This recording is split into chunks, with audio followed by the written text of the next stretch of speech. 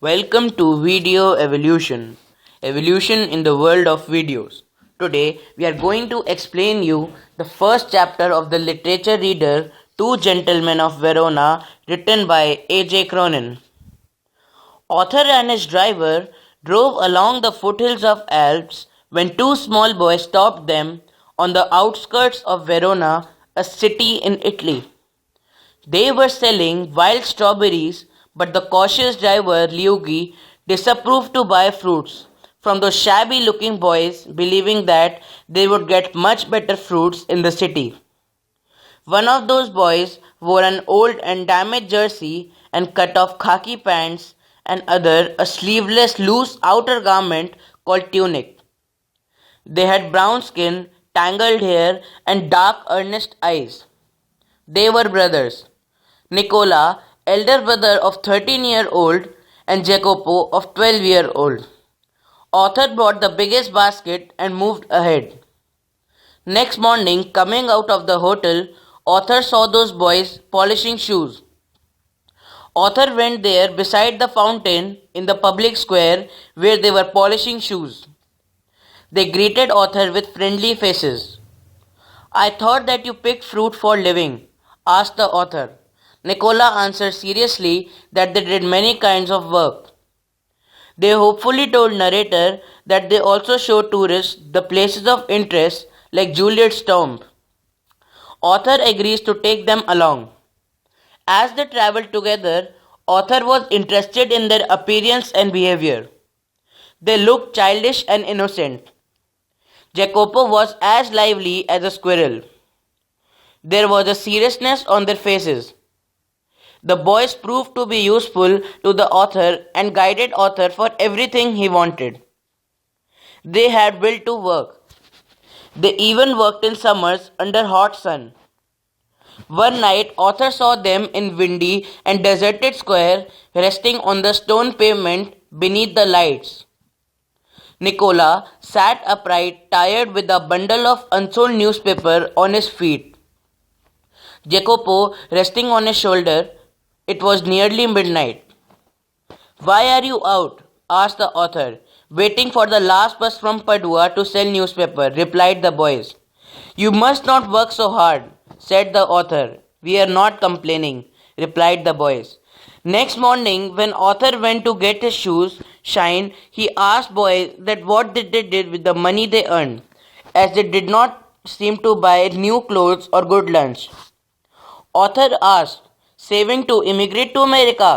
They replied, "We have other plans also," but didn't reveal the plans. Author was leaving on Monday, so he asked if the two needed any help. Nicola shook his head, but Jacopo burst out, as he wanted Author to drop the two to Poletta, which was 30 kilometers away, on Sunday. Luigi was on leave, but Author agreed to drive himself. Following afternoon, they drove to a village on hillside.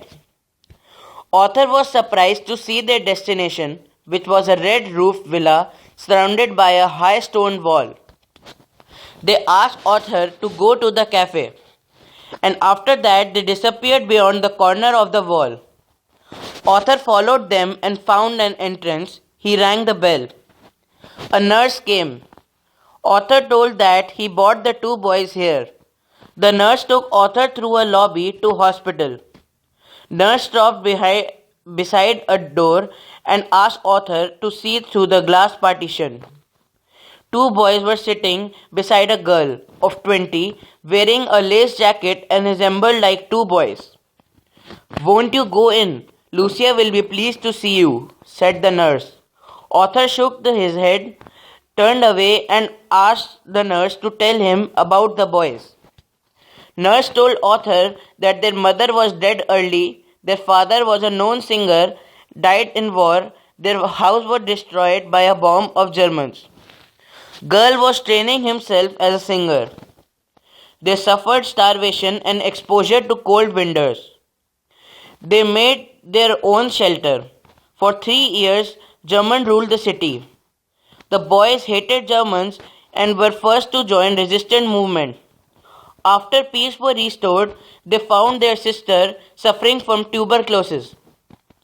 Then they did not give up. They brought her here and she was made a good recovery in 12 months. Nurse added that food is not enough, but we have to charge free, and the boys made payment every week. Nurse didn't ask them what they did, but she believed that they did it well. Author agreed and waited for boys outside. The author didn't told the boys that he knew everything. When the boys came back, but the author was deeply touched by their devotion. They all drove back to city of Verona.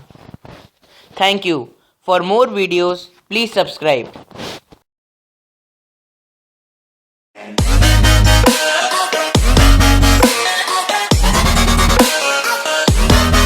TAP